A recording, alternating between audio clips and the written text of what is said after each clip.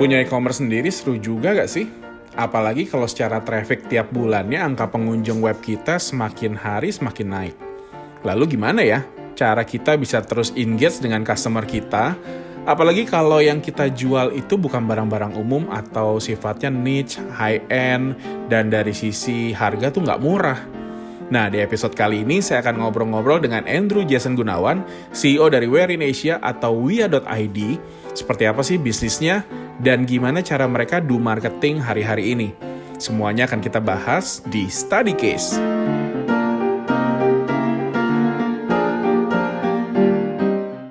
Oke, saya dengan orang ini punya sejarah yang lumayan panjang karena kita dulu sekantor di sebuah creative agency. Terus sama-sama sering ngobrol di 7-Eleven soal kapan kita resign dan bangun bisnis sendiri. Harapannya tercapai ya. Sampai akhirnya resign dan bikin bisnis masing-masing. Terus saya sempat beberapa saat menyewa lantai 3 kantor orang ini untuk dijadiin kantor. Kita sempat sekantor. Andrew Jason Gunawan dari Wia.id. Apa kabar, Drew? Baik kok. Apa kabar kok? Baik. Topik di episode kali ini kita mau bahas soal bisnis di internet. Terutama connect-nya ke bisnis lu dan beberapa partner Wia.id. Gimana cara lu ngadepin pandemi dan sebagainya. Tapi mungkin boleh cerita dulu, Drew, Wia.id itu apa dan lu sehari-hari bertugas ngapain di Wia.id? Oke, thank you. Jadi Wia.id atau kepanjangannya itu Where in Asia. Sebenarnya awalnya tuh namanya websitenya whereinasia.com, tapi ya mungkin dari dengarnya aja kepanjangan, jadi kita jadi singkatan aja Wia.id. Tapi spiritnya tetap sama. Dari 2015 kita itu awalnya memang kita jualan semuanya gadget yang masih rare lah, ibaratnya masih baru pada saat itu. Kenapa namanya Where in Asia? Wear itu wearables. Jadi dulu tuh sebelum ada Apple Watch ya intinya kan ada merek-merek pendahulunya. Kalau dulu ada Motorola jam yang Google yang pertama, nah itu kita pengen tadi mikirnya market kita bakal kesana gitu. Tapi seiring berjalannya waktu ternyata gadget-gadget yang lebih catch up itu awalnya kita take off ya jualan kayak drone semacam itu. Dan tapi akhirannya sampai ke sini jalan tahun ke 6 ya berarti. Tapi tetap sih nama wear-nya itu kepake karena kita juga tetap masih menjual si wearables ini. Jadi prinsipnya sih kita e-commerce kok, perusahaan e-commerce B2C yang fokus untuk melengkapi kegiatan travel lu, active lifestyle lu, atau enggak equipment yang diperlukan buat content creating. Nah itu kita coba sediakan dan komunikasikan. Kita punya platform sendiri namanya si Wia.id ini. Gitu. Wia.id ya, WIA ya. Oke. Ya. Di awal gue ngeliat kan sebenarnya kan banyak barang yang gue juga nggak terlalu familiar gitu. Gue lihat harganya juga kayaknya cukup high end dulu juga karena gue bisnis video. Lu juga salah satu pelopor e-commerce yang jualan drone kan waktu itu pas pertama-tama kali drone jadi tren. Mungkin biar yang nonton juga bisa ngerti sebenarnya barang-barang seperti apa sih yang lu jual gitu. Oke, sampai saat ini kalau misalnya kita ngomongin tadi pilar, gue selalu sebutnya 3 pilar nih. Intinya apapun yang masuk ke Wia, kebetulan gue yang kurasi itu harus masuk di antara 1 dari 3 pilar ini, yaitu misalnya travel, ya kita ada barang-barang buat naik gunung, tenda atau enggak lampu-lampu buat lu berkemah, atau enggak ya sekedar lu ada tas untuk keseharian itu ada, itu pilar 1 travel. Yang kedua itu content creating, makanya kita punya drone, kita punya action cam, basically apapun lah yang lu perlukan untuk bikin video YouTube kah, atau enggak video apapun, atau enggak foto. Terus yang terakhir active lifestyle kayak jam seperti ini, jadi kayak jam yang memang lebih condong untuk mendukung keseharian lu agar lebih aktif buat olahraga gitu. Jadi 3 pilar itu sih, itu yang kita fokusin gitu. Okay. Kalau secara pricing, Drew, mungkin boleh dijelasin nggak? Pricing lu range berapa sampai range berapa sih barang-barang yang dijual di Wia.id? I see. Dari awal sih memang kita tuh udah emang aim-nya tuh yang secara pricing tuh akan menyasar target market yang agak middle to high. gitu. Tapi memang tetap sih kayak ibaratnya kayak sortiran barang, ada mungkin yang kayak harga-harganya entry level, tapi memang market kita sih kayaknya lebih kokoh di target market yang menengah ke atas ya, karena alasannya karena kita memang pengen ambil jalur niche. Ibaratnya kan jalur niche tuh kita nggak jualan TV, kita nggak jualan hal-hal generik gitu, dan hal-hal niche ini orang hanya akan tahu nilainya kalau misalnya kita do extra effort untuk communicate. Komunikasi kan bisa macam-macam kan, secara marketing kan banyak jalur lah, mau video, audio, foto, itu basically require effort. Jadi kita pengennya ada yang di pasar di kualitasnya middle to high lah, ibaratnya yang brandnya utility-nya agak middle to high, biar kita secara bisnis logis untuk kayak memberikan effort untuk brand-brand ini untuk mengkomunikasikannya ke target marketnya gitu. Karena kalau misalnya terlalu entry level, takutnya agak ada mismatch antara effort sama logis bisnisnya gitu, logika bisnisnya.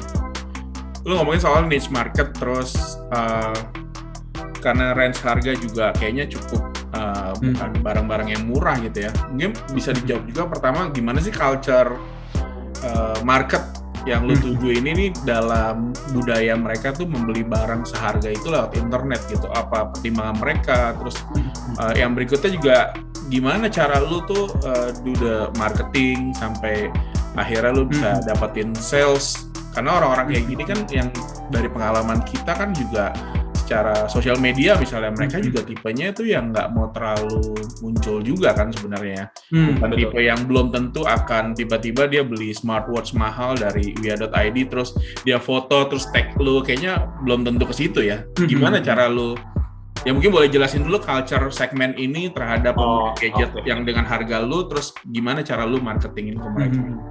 Mungkin sih karena gue ada 3 pilar itu, dan masing-masing pilar itu marketnya tuh 3 audiens yang berbeda ya. Tapi kalau gue boleh tarik garis lurus, prinsipnya sih kita jual di sini kayak gue selalu bilang ke tim gue itu kayak posisiin lu kalau lagi mau beli, lu lebih percaya iklan di TV atau teman sepermainan lu gitu. Walaupun di TV tuh Cristiano Ronaldo iklannya, tapi teman sepermainan lu bilang mendadak, enggak, nih sepatu ini harga masuk tapi oke loh, gua pakai oke. Ada kemungkinan besar kan lu lebih percaya teman sepermainan lu kan, karena lu tahu itu lu bisa nilai lah, apalagi teman lu misalnya emang bener-bener suka bola saat lu pengen beli sepatu bola gitu. Pasti kan lu kayak dia know what he's talking about nih, dan kayak dia nggak punya agenda, kenapa dia harus ngerekomenin gua sesuatu yang buruk kan, ada asumsi seperti itu. Nah, kita gitu juga kayak dalam merich orang ini, mereka tuh perlunya ya sebenarnya lu jualan ibarat drone yang puluhan juta, atau nggak sebenarnya lu jualan kayak alat latihan sepeda atau nggak jam yang di Shopee mungkin ada yang 100-200 ribu, tapi lu jual 4-5 jutaan, itu jutaan lu bisa validasi nggak, lu ngerti nggak apa yang lu jual. Nah itu yang gue selalu tekenin sih, karena orang cari expertise itu yang mungkin sampai saat ini kalau orang ya jual ya udah, yang penting ya udah diskon berapa, gue push ads. Kalau gue lebih kayak fokusnya kayak gue pengen tim gue juga experience gitu, jadi kayak making sure kayak ya nggak apa-apa mungkin nih barang nggak bisa nggak punya market yang setiap hari keluar 10-20, tapi kayak certain people yang emang kayak bisa tahu, iya kalau barang ginian yang seunik ini yang emang seniche ini mesti beli di Wia, karena mereka ngerti dan gue bisa jadinya paham, nggak perlu ragu lagi belinya gitu sih. Jadi poinnya sih kayak kita show kita juga temen lu loh, kita passionate di sesuatu yang sama, happens to be kita juga jualan. Nah, lu kalau mau support kita, ya lu supportnya dengan beli barang kita. Jadi kayak expertise sih itu salah satu yang kita ini banget sih, kita kejar banget biar bisa meyakinkan orang kalau kita kredibel untuk ini. Karena middle to high kan mungkin ya jelas harga at certain level nggak bisa nggak bisa dikesampingkan lah ya. Maksudnya walaupun kita nanti sekaya apa, rumah di PIK ada 10, tetap dong kalau misalnya beli sayur ada orang bilang harga 200 ribu terus nggak bisa memvalidasi kenapa harga sayur 200 ribu, pasti kita kembali lagi ke pasar yang beli 20 ribu kan, benar kan? Ya. Itu sih ya, mungkin waktu gue experience waktu kita gue menyewa lantai 3 lu untuk jadiin kantor gue, lu juga sangat concern soal gimana lu bisa create artikel lah, terus bikin video yang mengedukasi. Apakah ini nyambung dengan apa yang barusan lu sampein? Oh iya, itu bantu banget sih, apalagi dengan boleh dibilang kita punya YouTube channel tuh udah lama banget sebenarnya. Tapi gue bagi dalam 2 fase lah. Fase pertama dulu gue lempar ke orang gitu, ibaratnya mungkin karena juga yang ngebantu gue saat itu lebih jago secara kayak visualisasinya ngomong video, tapi kayak passionnya tuh nggak di situ. Jadi akhirnya kayak ibaratnya kolam itu barang, padahal itu niche, digalinya cuman kayak 2 meter 3 meter, padahal nih barang kalau go deep lagi sampai 20 meter ke bawah gitu, orang akan lebih kayak tahu, oke, jam gini nggak berwarna tapi GPS-nya bagus loh kayak gitu. Tapi kan it takes a certain level of passion kan buat kayak ngulik-ngulikinnya lagi. Nah itu sih yang lumayan working ya sekarang untuk beberapa produk kayak misalnya di YouTube itu kayak Uya kayak rank-nya cukup bagus dan views-nya cukup bagus gitu. Jadi itu sih kayak understanding apa yang orang mau dan kayak bener-bener ya show aja kalau emang lu beneran suka sama barangnya, show it lewat karyanya ya, lewat videonya kayak gila. Makanya kalau lu lihat YouTube channel Wia kayak sampai ada yang 40 menit atau 50 menit, kayak gue selalu bilang ke tim gue kayak ya nggak apa-apa kalau emang itu necessary untuk buat orang ngerti dan dia beli biar nggak nyesel misalnya, ya kita buat aja. Oke. Dulu waktu kita sama-sama kerja di Creative Agency, salah satu yang menjadi challenge gue waktu itu dapat kesempatan jadi head kreatif kan. Setiap di challenge untuk membuat sebuah campaign marketing, kalau untuk segmen produknya adalah kelas menengah ke bawah, gue biasanya tidak terlalu menemukan masalah, mungkin karena gue lahir dari keluarga kelas menengah ya. Tapi begitu ngomongin produk yang memang sifatnya nih high end, gue sering banget nih kayak nggak nyambung frekuensinya, karena mungkin saat itu lagi proses belajar juga karena gue nggak lahir dari keluarga premium. Cara pandang orang-orang dengan segmen yang tadi lu bilang nih study, middle up, memang kadang-kadang suka unik juga gitu ya. Gimana lu cara bisa handle community dari customer lu sampai mungkin akhirnya ekspektasinya sampai dia akhirnya menjadi influencer bagi komunitasnya untuk promoin produk sejenis misalnya. Gimana cara lu touch mereka, gimana supaya lu tuh bisa menangin hati mereka sehingga mereka jadi influencer buat lu misalnya? Mungkin yang lu rasain juga gue pernah rasain di saat gue kerja di media, di mana saat itu segmennya juga premium tapi fashion dan socialite. Nah itu menurut gue sih bukan perkara ibaratnya kita hidup di segmentasi menengah atau menengah atas ya, tapi kayak kalau emang kategori produk yang kita mau jual itu nggak inline sama apa yang kita suka, pasti kita ada kecenderungan nggak terlalu ngegali lebih dalam gitu loh. Nah bedanya kebetulan yang saat ini gue kerja di perusahaan gue sendiri, memang ya gue juga nggak ada budget buat beli jam 20 juta tiap bulan gitu, tapi karena gue suka, gue find ways buat kayak cari tahu. Jadi gue find ways gimana cara buat presentasikan nih barang biar lebih bagus lagi lewat bantuan tim gue secara audio dan visual, dan gue rasa lumayan jalan. Jadi orang ngerti, oh iya dia ngerti nih, kayak ibaratnya kan mungkin kalau lu perhatiin, kalau lu let's say contoh jam GPS yang gue jual gitu, biasa kadang tuh orang punya kecenderungan karena emang mungkin passionnya nggak terlalu di situ, dan ya goals gue jualan, tapi nggak cuma jualan, tapi gue pengen bikin kayak konten yang emang kayak show Wia.id ini kayak punya kayak passion yang di produk-produk yang dia jual. Jadi ya di situ sih bedanya ya. Jadi orang kayak tahu kredibel, kayak gila dia tasnya sampai segitu loh, kayak ibaratnya jam gunung dia beneran ke gunung gitu. Maksudnya mungkin belum ada yang seniat itu gitu. Selalu gue bilang ke tim gue ya, modal kita nggak ada apa-apa lagi selain niat doang gitu. Oke. Ini ngomongin masa pandemik nih, Pak Drew. Kita ngelihat di masa pandemik ini ada industri-industri yang dibilang kedampak banget, iya. Tapi ada juga yang dapetin untung yang besar banget di masa pandemi. Ngomongin produk, kalau kita ngomongin beberapa industri, kayaknya penjualannya ada yang drop, ada yang drop tapi masih survive, ada yang lumayan, bahkan juga ada yang meledak. Kayak kemarin kita ngelihat segmen sepeda kan meledak banget. Nah, si Wia.id nih di masa pandemik ini nih, apa nih yang bisa diceritain, Bro? Apa yang kalian alamin? Apakah terpengaruh banget atau justru gimana nih? Mungkin gue masuk ke dalam grup yang agak lumayan bersyukur di masa pandemi ini, karena malahan jadi lebih baik gitu penjualannya, karena mungkin asumsi gue, karena gue nyasarnya menengah ke atas, yang dimana dia punya margin disposable income yang lebih banyak ya dibanding orang menengah atau menengah ke bawah, dan mereka tuh lagi nggak ada quote unquote hiburan buat keluarin duitnya ya. Jadi ya mungkin secara ekonomi, secara Indonesia, secara makro lagi stagnan atau bahkan turun, tapi orang-orang yang tadinya spend duit di luar negeri jadi punya hobi-hobi baru dan mereka lebih aware. Kebetulan salah satu hobi yang mereka aware itu ya olahraga, dan happens to be gue ada salah satu pilar gue tuh si active lifestyle gitu. Jadi itu lumayan nge-control sih. Apa dulu yang paling banyak dicari oleh customer lu di masa pandemik ini dari kategori yang tadi lu sebut? Apakah action cam atau apa yang paling leading kategori sih selama pandemi ini ya jam-jam kayak yang gue pakai gini ya, kayak jam olahraga buat lari, buat sepeda, atau enggak kayak alat-alat cycling computer, karena kan itu beriringan dengan tren sepeda juga. Terus belakangan juga ada tren bike trainer, itu jadi lu bisa tetap goes terus sambungin ke Zwift, jadi lu bisa kayak main sama temen lu secara online sembari ngegoes kayak gitu sih. Ya. Itu yang lumayan dominasi selama pandemi ini.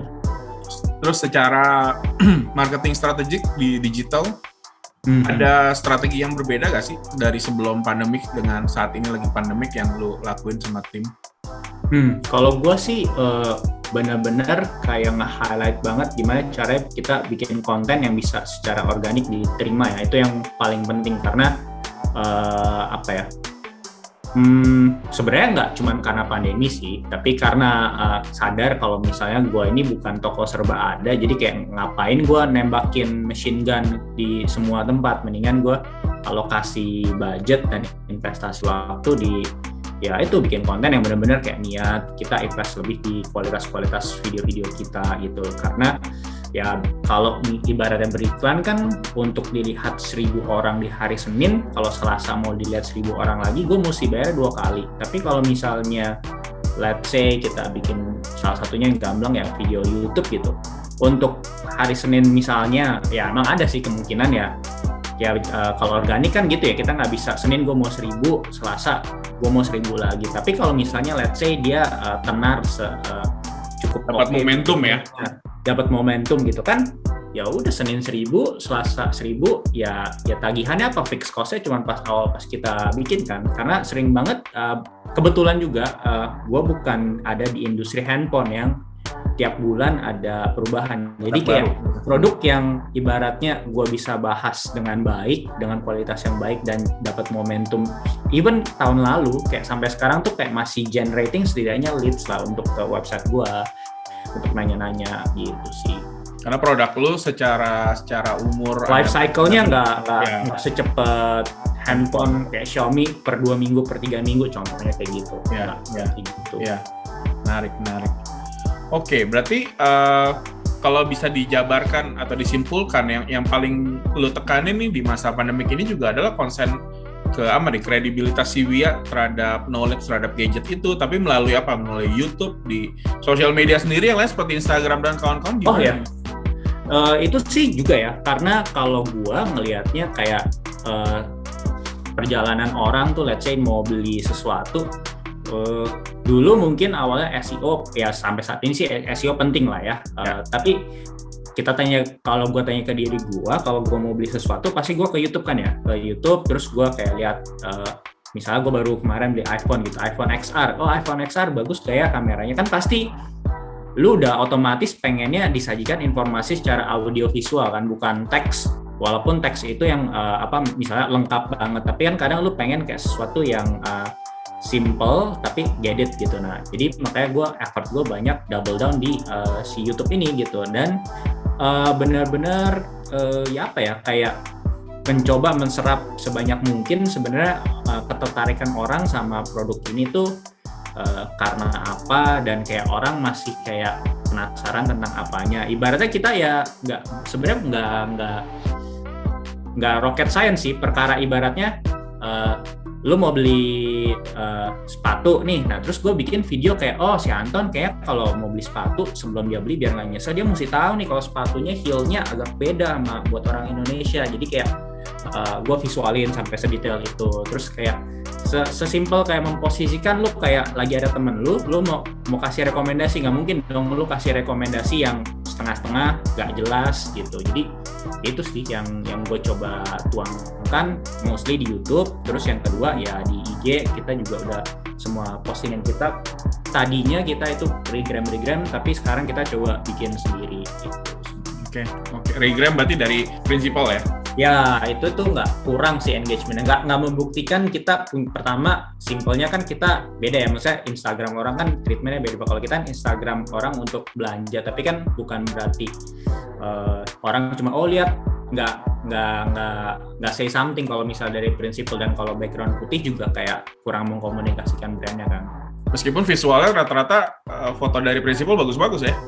Tetap. Iya, tapi dari temuan gua sih ya itu sih apa ya namanya, di lokalisasi konten tuh penting gitu. Kayak jam ini misalnya kayak misalnya bisa lagu, bisa Spotify gitu. Ya gue foto Spotify-nya ya lagu Indonesia, kayak biar kayak lari sembari denger Dewa 19 apa yang paling enak, contoh semacam itu. Jadi kayak lebih ada korelasinya gitu. Nice. Oke. Ini masanya juga lagi nggak gampang bagi banyak bisnis. Wia mungkin salah satu yang beruntung, Wia.id masih bisa masuk ke penjualan yang lumayan. Tapi ada nggak sih persiapan Wia gitu ya ke depan? Apa sih plan yang lagi dijalanin supaya ke depan nih terus survive, bahkan makin terus makin bagus? Dan sambil juga mungkin sebagai closing statement, apa nih yang bisa lu bagi inspirasinya buat kita-kita yang lagi pada jalanin bisnis, terus do the digital e-commerce atau marketing. Apa sih yang mesti kita pegang nih untuk bisa kreatif dan bisa survive gitu ya? Mungkin yang gue bisa komenin berdasarkan pengalaman gue aja ngerunning si Wia ya, CMO ini. Kalau buat Wia sendiri sih, karena sebenarnya plain and simple ya, e-commerce kan ya jualan produk, tapi perkara produk apa nih. Nah kalau gue sih selalu kayak punya selalu set ketakutan di gue sendiri. Kebetulan gue yang kurasi produknya, ini kalau besok mendadak nggak ini, nextnya apa. Jadi kayak gue selalu kayak DM IG pribadi gue tuh banyak, tapi banyak ke brand, kayak nanya-nanya kayak gitu. Jadi kayak intinya sih praktisnya gue selalu trying to reinventing the kategori, tapi guidance-nya itu nggak boleh keluar dari 3 pilar ini. Nggak mendadak gue jualan TV Sharp, kayak kecuali itu TV Sharp mendadak ada kayak sesuatu yang nempel sama salah satu pilar gue. Misalnya nih TV bisa dilipat buat di travel, dan memang kalau di naik gunung gitu ya kayak gitu. Jadi karena kan yang susah bangunnya itu ya 3 pilarnya ini. Orang ke Wia.id expectation-nya ya mesti dalam 3 pilar ini gitu. Itu sih yang gue coba lakukan ya. Itu secara garis besar, dan secara praktis juga pengennya sih ya kita pengen bikin produk itu kita lagi coba garap gitu. Dari tadi kan pasti kan beda ya dinamikanya as a retail, terus kalau misal punya satu brand aja itu pasti PR yang berbeda lagi jenisnya gitu. Terus kalau tips sih jujur ya bukan gue juga nggak ada rocket science atau tips yang kayak gimana, tapi coba apa aja boleh, tapi kalau dari gue sih coba sesuatu yang emang lu suka. Emang terdengar klise ya, tapi itu logis aja, karena kalau lu suka pasti lu akan dig lebih dalam gitu. Dan ya so far ya saat ini yang lu bisa lakukan kalau misalnya nggak ada budget, nggak ada apa ya, do something yang free. Lu punya handphone, ya lu bikin apa ya, misalnya lu mendadak quote-unquote terpaksa lah, ibaratnya lo harus jualan untuk kayak biayain kehidupan sehari-hari, karena ya bisa aja kan lu bikin video tentang apa gitu, kayak sesuatu yang bener-bener lu genuinely passionate gitu, kayak ibarat temen-temen lu, Andrew jualan kopi, wajar lah dia jualan kopi, dari dulu dia begini gitu, kayak banget gitu ya. Iya, jadi kayak relevan gitu, jangan kayak bohong. Kalau buat gua ya kayak lu bukan A nih tapi lu mencoba jadi B gitu, dan gua rasa sih sebenarnya setiap orang tuh punya genuine interest sama sesuatu ya, dan sesuatu itu di era sekarang even lu nggak jual barangnya, lu ibaratnya quote unquote buat kontennya, tipsnya, karena lu bisa melakukannya lebih baik, mungkin bisa mendapatkan sesuatu ya entah itu dari iklan ads walaupun dikit, tapi gitu sih. Jadi mesti combine juga antara lu mengenali betul apa yang lu suka dari jalanin bisnis ini, terus lu turunin itu ke social media platform yang memang untuk marketingin produk lu, sambil mungkin kalau lu inget waktu gua satu gedung sama lu, ada satu karyawan gua namanya Sandy, satu alma mater juga sama lu. Dia sekarang udah nggak kerja sama kita, tapi sekarang buka florist sendiri, dan dia udah jadi influencer TikTok karena bisnis kembangnya dia targetin kalau nggak salah satu hari itu harus satu konten, dan itu juga lumayan gila sih menurut gua, karena benar-benar bisnis yang dia jalanin tapi dia manfaatin betul digital marketing. Kalau lu kan tadi benar-benar gimana YouTube bikin supaya orang tuh trust gitu ya, karena lu ngerti betul produk-produk yang dia jual beserta fitur-fiturnya gitu ya. Dan Anas aja sih, Anas review ya gitu sama mungkin tambah satu tips ya, itu sih yang penting konsisten ya, ibaratnya kayak sampai sekarang ya kalau boleh main ke channel YouTube-nya Wia Official juga ya, banyak video yang kita kira udah sampai ke gunung atau apa, ternyata views-nya nggak sampai setengahnya dibandingkan yang ibaratnya bikin di apartemen gue gini, kayak mesti ngelihatnya konsistensi itu udah achievement. Ibaratnya gue selalu bilang ke tim gue pas awal, bahkan pas 0 subscribe pun, kayak ya kita bisa seminggu 2 kali aja dan kita bisa lakukan secara konsisten tuh udah kita harus bangga, kayak karena kan manusia itu kan kayak bakal cuman kayak tetap tekun kalau kita ngerasa kayak ada progress kan gitu. Ya. Oke, mudah-mudahan jadi inspirasi. Thank you, Drew. Thank you. Waktunya. Nanti kita ngobrol-ngobrol lagi. Gue juga nggak tahu update-nya. Sekarang cewek lu siapa? Terus gimana? Nanti kita ngobrol-ngobrol lagi ya. Thank you, Andrew dari wia.id. Thank you, Thank you waktunya. Sukses. Yo. Semoga cerita campaign ini menginspirasi teman-teman semua, dan jangan lupa untuk subscribe, like, comment, share, dan nyalakan lonceng notifikasinya. Sampai ketemu di study case berikutnya.